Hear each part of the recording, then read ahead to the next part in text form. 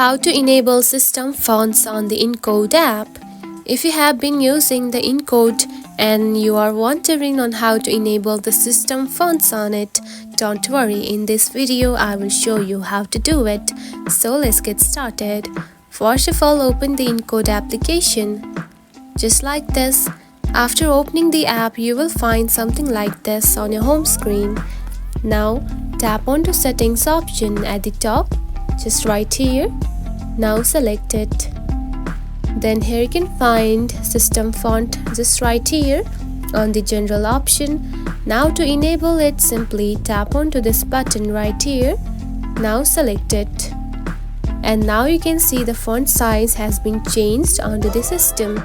And to disable it, you can simply do the same process and click this button and simply customize the font just like this.